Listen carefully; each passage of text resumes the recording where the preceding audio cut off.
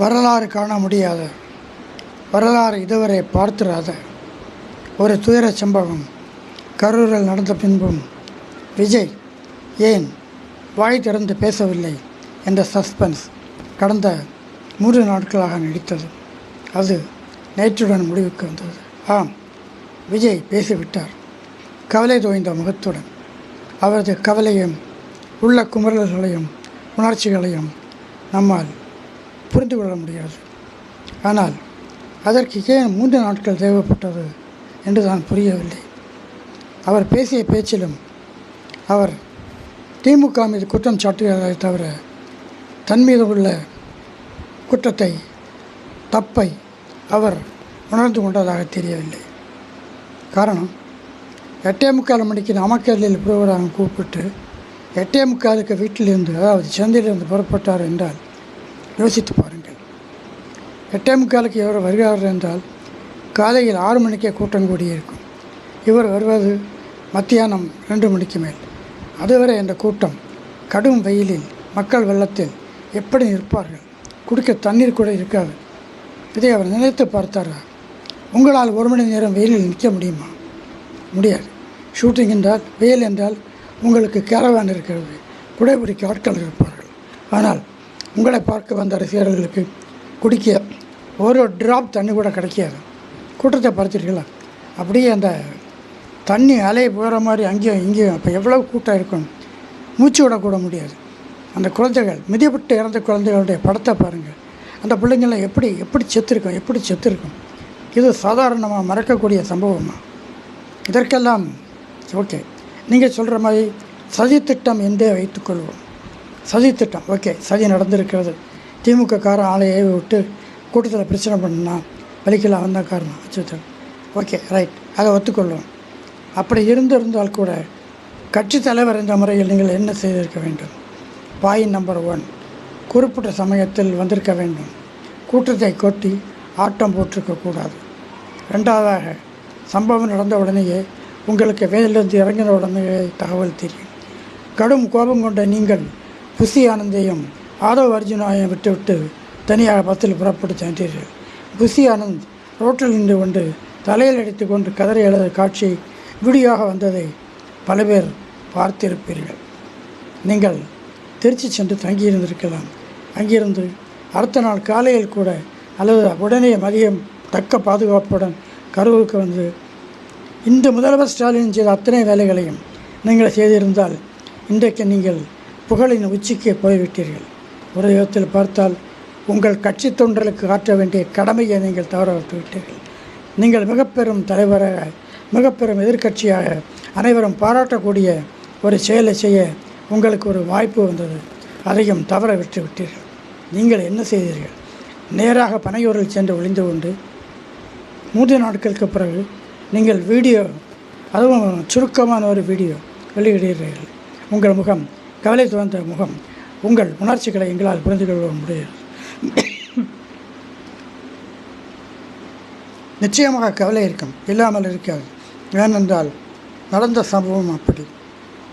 மீண்டும் உங்கள் அரசியல் பயணத்தை தொடரப்போவதாக சொல்லியிருக்கிறீர்கள். விஜய் அவர்களே, இனிமேலும் உங்களுக்கு அரசியலில் எதிர்காலம் இருப்பதாக தெரியவில்லை. ஏனென்றால் உங்களுக்கு எதிராக நீங்கள் மட்டுமல்ல, ஒட்டுமொத்த இந்தியாவும், குறிப்பாக அண்டை மாவட்டம், உங்கள் ரசிகர்கள் நிரம்பிய கேரளா உங்களுக்கு எதிராக திரும்பி இருக்கிறது. எந்த மாதிரி வீடியோ போடுகிறது தெரியுமா?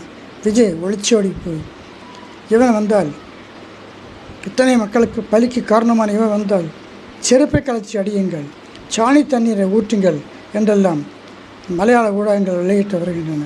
சந்தேகம் உள்ளவர்கள் மலையாளம் நியூஸ் அண்ட் யூடியூபில் டைப் பண்ணி அந்த வீடியோக்களை பாருங்கள்.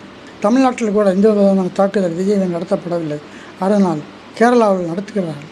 அந்த அளவு மீது உங்கள் மீது அன்பும் பாசமும் வைத்திருந்த கேரளா மக்களும் இந்திய மக்களும் உங்களுக்கு எதிராக திரும்பி விட்டார்கள். சைனா வெளித்துறை அமைச்சர் அங்கிருந்து கூப்பிட்டு ஆறுதல் தெரிவிக்கிறார். அமெரிக்க பத்திரிகைகள் people tight to see a cinema actor என்று வெளியிடுகின்றன.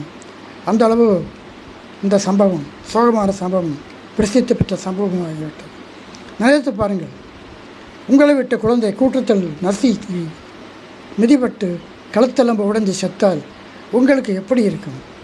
அதை விவரிக்க எந்த மொழியில் அது வார்த்தைகள் இருக்கின்றன? கிடையாது. இந்த மாதிரி கொடூரமான சம்பவத்தை நிறைவேற்றி விட்டு நீங்கள் நிறைவேற்றாது. இந்த மாதிரி கொடூரமான சம்பவத்துக்கு பிறகு நீங்கள் பனையூரில் போய் 3 நாட்கள் இருந்தால், அதுவும் பேசாமல் இருந்தால், உங்களை பற்றி மக்கள் என்ன நினைக்கிறேன்? பிஜேபி தான் எங்களை முதல் எதிரி என்று நீங்கள் மேடையில் கத்துகிறீர்கள். ஆனால் இந்த இக்கட்டான சமயத்தில் உங்கள் உதவிக்கு வந்தது பிஜேபி என்று அனைவருக்குமே தெரியும். சம்பவம் அடுத்த நாளே உங்கள் வீட்டுக்கு துணை இராணுவ பாதுகாப்பு. அண்ணாமலை உங்களுக்கு ஆதரவாக பேசுகிறார்.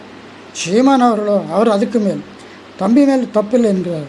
உங்கள் மேல் தப்பில்லை. ஆனால் நீங்கள் செய்த தப்பு கூட்டத்திற்கு சரியான சமயத்தில் வராமல் உங்கள் ரசிகர்களை, உங்கள் பார்க்க வந்த, உங்களை உயிருக்கு உயிராக நேசித்தவர்களை நீங்கள் பட்டப்பகலில் சுட்டரிக்கும் வெயிலில் பச்சை தண்ணீர் கூட கலக்க வைக்காமல் நிற்க வைத்தது தான். ஏன் உங்களுக்கு தெரியவில்லையா? உங்களுக்கு ஏசி காரவன் வெயிலெடுத்தால் கூட எடுக்க 10 பேர், கை நீட்டினால் ஆப்பிள் ஜூஸ் கொண்டு வர 4 பேர், இப்படி பழகியவர் நீங்கள். விஜய் அவர்களே, நீங்கள் திரும்பவும் அரசியலுக்கு வரப்போவதாக சொல்லியிருக்கிறீர்கள். அரசியல் உங்களுக்கு ஒத்து வராது. அப்படியே அரசியலுக்கு வந்தாலும் பழையபடிய மக்கள் ஆதரவு உங்களுக்கு கிடைக்காது.